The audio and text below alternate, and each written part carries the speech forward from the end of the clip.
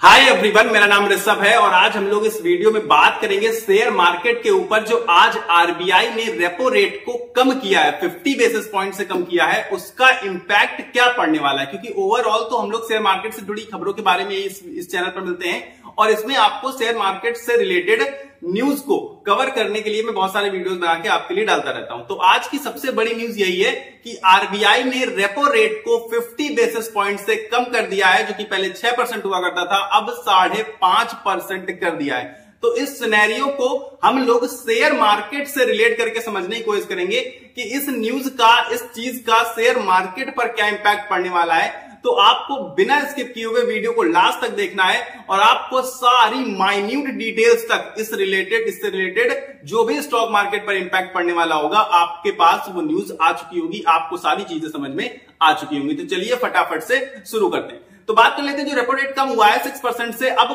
5.5% पर आकर खड़ा हो चुका है। 50 बेसिस पॉइंट से रेट कट हुआ है। अब इसको हम लोग एक लाइन में समझे तो 50 बेसिस पॉइंट से रेट कट हो गया और 5.5% रेपो रेट अब आकर खड़ा हो गया। लेकिन अब इसे हम लोग डिटेल में अगर समझने की कोशिश करते हैं तो इसी साल 2025 में तीसरी बार आरबीआई ने रेपो रेट कम किया है अपना। एक बार फरवरी में पॉलिसी लाए थे जिसमें 25 बेसिस पॉइंट से रेट कट हुआ था, देन अप्रैल में 25 बेसिस पॉइंट से रेट कट हुआ था और अब जून में एक मैसिव रेपो रेट में कमी आई है। 50 बेसिस पॉइंट से रेट कट हुआ है। अभी आज की बात है, हाल फिलहाल की। तो अब बात कर लेते हैं। देखिए, रेट कट जो हुआ है तो ओवरऑल अभी 6 महीने के अंदर अंदर आप देखेंगे तो 100 बीपीएस से, यानी कि 100 बेसिस पॉइंट्स 1% से रेट कट हो चुका है साल 2025 में। और ये डिसीजन इसलिए लिया गया है क्योंकि आप देखेंगे कि इन्फ्लेशन जो है, जो महंगाई है, वो लगातार घटते हुए नजर आई है, जो कि आप लोग डाटा देख पा रहे होंगे बगल में स्क्रीन पर। तो महंगाई जब घट रही है तो अब इकोनॉमी को बूस्ट करने का टाइम आ चुका है। देखिए, जितनी तेजी से इन्फ्लेशन घटेगा उतनी तेजी से हमें जीडीपी को ग्रोथ करने का, यानी कि हमारे देश की ग्रोथ करने का चांस हमारे पास उतना ज्यादा बेहतर हो जाएगा। तो क्योंकि हमें जीडीपी को बढ़ाना है अपनी, ठीक है, हमें अपने देश की इकोनॉमी को बूस्ट करना है, जिसके लिए रेट कट बहुत ज्यादा इंपॉर्टेंट हो जाता है। और क्योंकि इन्फ्लेशन भी घट रहा है तो रेट कट करना हमारे लिए बहुत ज्यादा आसान हो जाता है। तो अब सबसे पहले तो हम लोग ये बात करेंगे कि जिसको ये नहीं पता कि रेपो रेट होता क्या है, व्हाट इज रेपो रेट। तो रेपो रेट अगर हम मोटी मोटी बात समझें तो ये वो रेट होता है जिस पर बैंक्स जो है वो आरबीआई से, जो हमारी सारी बैंक्स हैं जैसे कि एसबीआई हो गई, कोई भी एक्सवाइजेड बैंक हो गया, एचडीएफसी, आईसीआईसीआई, तो रेपो रेट का मतलब है कि ये सारी बैंक्स आरबीआई से पैसा लेती हैं लोन के तौर पे, इसके बाद डिस्ट्रीब्यूट करती हैं। तो जब आरबीआई से लोन मिलेगा तो वो किस रेट पर लोन आरबीआई बैंक इन सारी बैंक्स को लोन देगी, वो होता है रेपो रेट। इसका मतलब है कि अब सभी बैंक्स को 5.5% पर एनुअली लोन दिया जाएगा आरबीआई के द्वारा। अब इसका एक सीधा सा मतलब यह है कि अगर, क्योंकि रेपो रेट कम हो चुका है, इसका मतलब है कि बैंक्स को जो लोन है वो अब बहुत सस्ते दामों में मिलने लगेगा। अब बहुत कम इंटरेस्ट चुकाना पड़ेगा ना बैंक्स को भी। अब साथ ही साथ इसको और आगे डिटेल में समझने की कोशिश करेंगे। अभी सिर्फ आप इन दो चीजों पर फोकस करिए कि रेपो रेट का मतलब होता है कि बैंक्स को आरबीआई के द्वारा कितने % एनुअली रेट पर, ब्याज पर पैसा दिया जाएगा। और दूसरा मतलब ये होता है कि अब कंपैरेटिवली जो बोरोइंग है वो काफी ज्यादा सस्ती हो जाएगी, चीप हो जाएगी। ठीक, ये चीज आप नोटिस करिए। इसके बाद आगे अभी और इस पर डिटेल में डिस्कस करेंगे। अब एक सीआरआर नाम की चीज है, कैश रिजर्व रेशियो की बात कर रहा हूं मैं, इसे भी कम कर दिया गया। इसे भी आप इसी साल देखेंगे तो एक साल के अंदर अंदर 4% से घटाकर 3% पर लाया गया है। अब सीआरआर यानी कि कैश रिजर्व रेशियो का मतलब क्या है? कैश रिजर्व रेशियो का ये मतलब है कि जो बैंक्स होती हैं, जो हम लोग पैसा पब्लिक डिपॉजिट करती है इनके पास, तो ये जितना भी पैसा इनके पास आ रहा है उसमें से इन्हें 4% पैसा यूज नहीं करना होता था, 4% रिजर्व में रखना पड़ता था आरबीआई के साथ, आरबीआई की गाइडलाइंस के अनुसार। लेकिन अब इसे भी घटाकर 4% से 3% कर दिया गया है। इसका मतलब जितना भी पैसा बैंक्स के पास जमा होता है अब उन्हें सिर्फ और सिर्फ 3% रिजर्व में रखना है। बाकी बचे पैसे को वो लोग यूज कर सकते हैं। और यूज करते किसमें है? वो लोग लोन डिस्ट्रीब्यूशन में, तमाम चीजें, मतलब अब उस पैसे का और ज्यादा यूज हो सकता है क्योंकि 1% पैसा और खुल गया। अब यहां पर आपको 1% अगर कम लग रहा है तो ये जो अमाउंट है वो बहुत लाखों करोड़ में होता है, तो उसका 1% भी बहुत बड़ा अमाउंट हो जाता है। तो सीआरआर यानी कि कैश रिजर्व रेशियो को भी एक साल के अंदर 4% से घटाकर 3% पर लाया गया है। इसी साल की बात है, जिसका इंपैक्ट बहुत अच्छा बैंकिंग सेक्टर पर पड़ने वाला है। इसी वजह से बैंकिंग सेक्टर भी आज रैली दिखाता हुआ नजर आया था। इनफैक्ट मैं कहूंगा कि बैंकिंग सेक्टर हो या फिर निफ्टी 50 हो, कोई भी हो, क्योंकि ये थोड़ा सा अनएक्सपेक्टेड रेपो रेट कट था। तो जो रेट कट हुआ है ये 50 बेसिस पॉइंट्स का एक्सपेक्टेड नहीं था, तो अनएक्सपेक्टेड हुआ। और इसके बाद से आप देखेंगे कि मार्केट में गिरावट का माहौल था। गिरावट का माहौल कह सकते हैं कंसोलिडेटेड माहौल था। लेकिन जैसे ही रेट कट की न्यूज आती है, इसके बाद मार्केट सडन रैली दिखाता है और पूरा दिन भर 1% से ज्यादा की अच्छी खासी पॉजिटिविटी के साथ क्लोजिंग देता है, 1 से 1.5% की। और यही निफ्टी 50 का हाल था और यही बैंक निफ्टी का भी हालत था। अब सीआरआर के बारे में आपको ऑलरेडी बता चुका हूं कि सीआरआर होता क्या है, कि ये जो भी हम लोग पब्लिक का जो पैसा डिपॉजिट है वो कितना बैंक्स रिजर्व रखेंगी आरबीआई के साथ, आरबीआई की गाइडलाइंस के अनुसार। अब इससे होता क्या है, इससे होता यह है कि जो बैंक्स हैं उनको और ज्यादा पैसा लेंड करने के लिए और ज्यादा पैसा मिल जाता है, क्योंकि अब वो 4% से घटकर 3% है। अब रिजर्व कम हो गए तो रिजर्व से पैसा निकला तो वो किस काम में यूज होगा, वो किस काम में यूज होगा, लोगों को बांटने में, डिस्ट्रीब्यूशन में, अपने बैंक से कामकाज को बढ़ाने में। और सिर्फ बैंक्स का यहां पर कामकाज नहीं बढ़ेगा, पूरे देश का कामकाज बढ़ने वाला है। इसको भी हम लोग और डिटेल में अभी आगे समझने की कोशिश करेंगे। नेक्स्ट चीज मैं आपको बता देता हूं कि जो रेट कट थे ये एक्सपेक्टेड था। तो ये इससे होता क्या है कि जीडीपी की ग्रोथ जो होती है वो बहुत ज्यादा फास्ट हो जाती है। जीडीपी की ग्रोथ बहुत फास्ट हो जाती है। इसका मतलब क्या हुआ, देखिए अब अगर लोन बहुत सस्ते हो जाएंगे तो ज्यादातर लोग लोन लेने के लिए भागेंगे। ठीक है, लोन ज्यादा प्रोवाइड किए जाएंगे। लोन ज्यादा प्रोवाइड किए जाने के साथ साथ लोन बहुत सस्ते दामों में प्रोवाइड किए जाएंगे। और सस्ते दामों में प्रोवाइड किए जाएंगे तो ऑब्वियस बात है ना कि ज्यादा लोग लोन लेने के लिए आएंगे।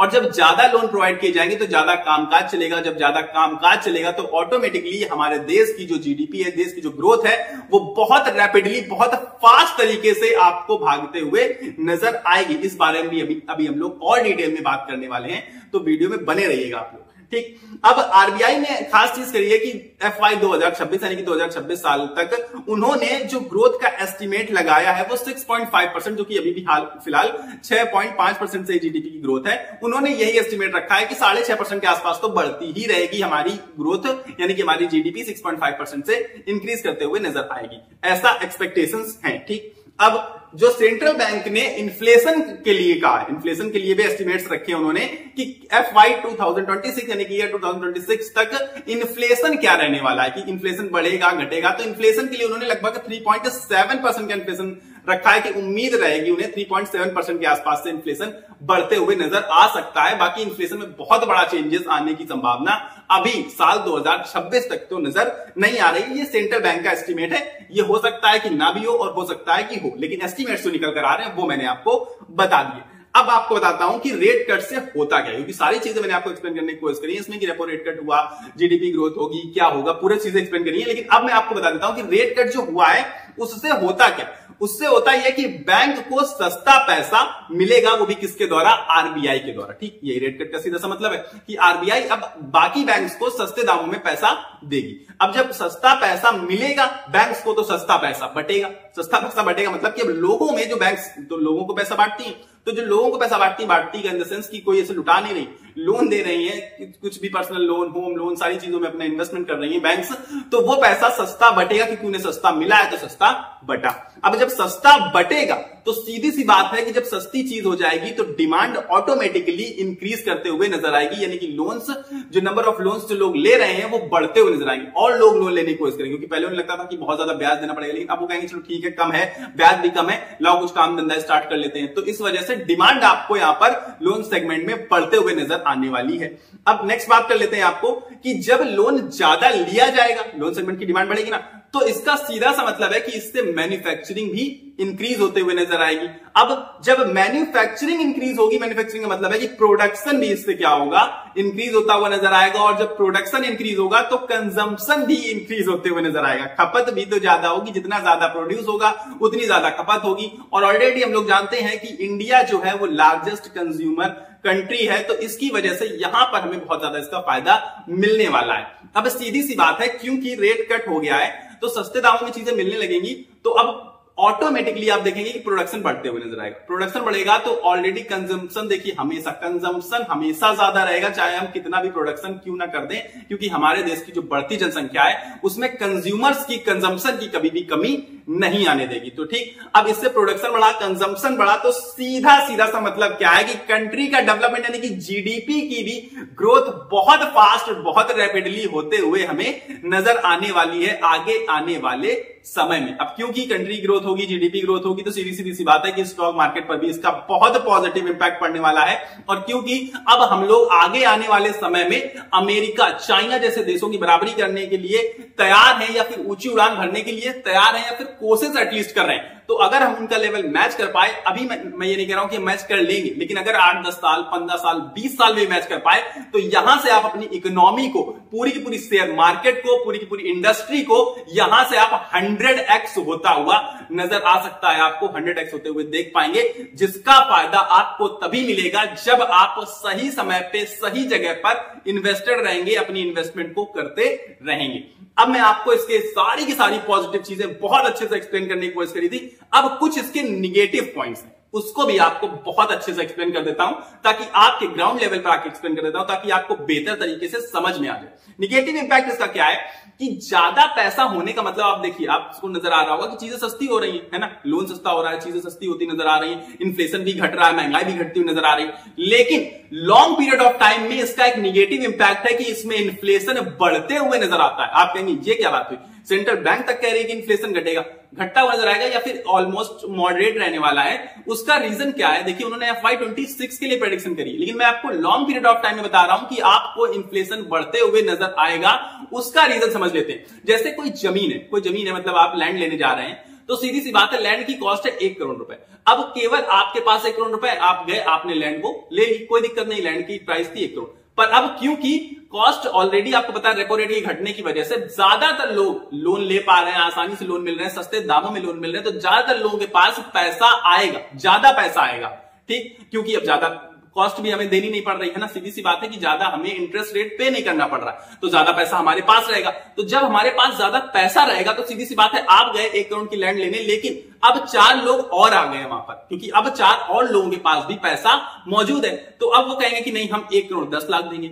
इनफैक्ट आप मेरी बात को समझने की कोशिश करिए, सिर्फ और सिर्फ यहां पर हम कोई लैंड नहीं ले रहे हैं, लेकिन एक चीज मैं आपको समझाने की कोशिश कर रहा हूं कि सीधे सीधे इसका इफेक्ट लॉन्ग टर्म में आपको इन्फ्लेशन में पड़ते हुए नजर आएगा, और लॉन्ग टर्म में इन्फ्लेशन बढ़ता हुआ नजर आएगा। ऑल्दो ये सारी न्यूज, सारी चीज बहुत पॉजिटिव है इस समय के लिए, और हमारी इकोनॉमी के लिए, हमारी जीडीपी के लिए, और हमारे देश के डेवलपमेंट के लिए, और साथ ही साथ स्टॉक मार्केट के लिए भी बहुत पॉजिटिव न्यूज निकल कर आ रही है। जो 50 बेसिस पॉइंट्स का रेट कट हुआ है, जिसकी वजह से आज आप स्टॉक मार्केट में रैली भी देख पा रहे हैं। इनफैक्ट आपको बहुत जल्द 52 वीक हाई जो सितंबर में बनाया था मार्केट ने, निफ्टी 50 ने 26,277 का लेवल भी ब्रेक होते हुए नजर आ सकता है। लेकिन लॉन्ग पीरियड ऑफ टाइम में आपको इन्फ्लेशन बढ़ते हुए नजर आएगा। ये मैंने आपको एग्जांपल लैंड वाला देकर समझाने की कोशिश करी है। या फिर इनफैक्ट आप कोई भी चीज लेने जा रहे हैं जो ऐसी चीज है जो फिक्स है, जो कम है, जैसे कि जो एसेट्स होते हैं, जैसे कि स्टॉक्स समझ लीजिए आप, स्टॉक्स जो एसेट्स हैं, जब लोगों के पास ज्यादा पैसा आएगा तो वो ज्यादा पैसा उसमें डाल पाएंगे मार्केट के अंदर, और जब मार्केट में पैसा आएगा, मार्केट में बाइंग होगी, तो आप खुद समझ सकते हैं कि यही स्टॉक प्राइस यहां से एक रॉकेट, स्काई रॉकेट होते हुए नजर आएंगे, और पूरी की पूरी स्टॉक मार्केट एक बेहतरीन शानदार रैली दिखाएगी। और जो बहुत अच्छे स्टॉक्स हैं जिनमें सबसे ज्यादा पैसा डाला जाएगा, वो मल्टी बैगर भी यहां से बनते हुए आपको नजर आ सकते हैं। तो लॉन्ग टर्म में मैंने आपको एक छोटी सी बुराई बताई कि जीडीपी में बहुत अच्छा फायदा होगा, सब कुछ लॉन्ग टर्म में जीडीपी बहुत फास्ट बढ़ने वाली है, स्टॉक्स बहुत फास्ट बढ़ेंगे, पूरी स्टॉक मार्केट बढ़ेगी, देश बढ़ेगा, लेकिन इन्फ्लेशन भी साथ ही साथ बढ़ते हुए नजर आएगा, महंगाई भी साथ ही साथ बढ़ते हुए नजर आएगी। और इसका सीधा साधा जीता जाता सा एग्जांपल है कि आप अमेरिका में उठाकर देख लीजिए, या फिर कोई भी ऐसी कंट्री देख लीजिए तो बहुत डेवलप्ड है, जो बहुत ज्यादा, जिसकी जीडीपी ग्रोथ ऑलरेडी हो चुकी है, वहां पर सारी चीजें हमारे देश से महंगी मिल रही है, या फिर महंगाई बहुत ज्यादा है। उसका रीजन है कि लोग अपने पास पैसा रखना नहीं चाहते हैं, लोग खर्चा कर रहे हैं, कंजम्पशन वहां दबाकर हो रहा है, प्रोडक्शन भी दबाकर हो रहा है, सीधी सी बात है। तो महंगाई ऑटोमेटिकली इंक्रीज होते हुए नजर आएगी, और लॉन्ग पीरियड ऑफ टाइम में आप महंगाई को कंट्रोल नहीं कर पाएंगे, लेकिन अभी के देखते हुए गवर्नमेंट और साथ ही साथ आरबीआई अभी फिलहाल, क्योंकि हम लोग उतने डेवलप्ड नहीं है कंट्री, तो महंगाई को सबसे पहले कंट्रोल करने की कोशिश की जाती है और जब इन्फ्लेशन कंट्रोल में आता है तो रेट कट करके जीडीपी को एक बूस्टर दिया जाता है, हमारी इकोनॉमी को एक बूस्टर प्रदान किया जाता है। आई गेस मैंने आपको बहुत बेहतरीन तरीके से रेपो रेट कट जो हुआ है उसके बारे में एक्सप्लेन किया होगा। लेकिन अगर अभी भी आपका कोई डाउट रह गया है, आप कुछ पूछना चाहते हैं, आप कुछ जानना चाहते हैं, आप कुछ समझना चाहते हैं, या आप कुछ मुझे पर्सनली बताना चाहते हैं, ओपिनियन अपना शेयर करना चाहते हैं, तो मुझे कमेंट बॉक्स में जरूर से जरूर बताइएगा। कमेंट बॉक्स में अपने ओपिनियन शेयर करिएगा। मिलेंगे अगले वीडियो में, लेकिन उससे पहले आपको कहीं नहीं जाना है। बिना वीडियो को लाइक किए हुए एक लाइक का बटन दबा दीजिए। लाइक फ्री ऑफ कॉस्ट होता है और लाइक करने से मुझे बहुत ज्यादा मोटिवेशन भी मिलता है, तो लाइक करके मुझे मोटिवेट करिए और मेरा सपोर्ट करिए। लाइक का बटन दबाकर वीडियो को लाइक कर दीजिए। मिलेंगे अगले वीडियो में, लेकिन उससे पहले चैनल का सब्सक्राइब का बटन भी आ रहा होगा नीचे, उसे दबाकर आप लोग मेरे साथ जुड़ सकते हैं, क्योंकि मैं रेगुलर बेसिस पर स्टॉक मार्केट से रिलेटेड वीडियोस आपके लिए लेकर आता हूं और सारी न्यूज कवर करने की कोशिश करता हूं। तो अगर आपको मेरे द्वारा वो न्यूज चाहिए, मेरे द्वारा सारी एनालिसिस चाहिए, stock specific analysis, IPO analysis या फिर कोई भी न्यूज चाहिए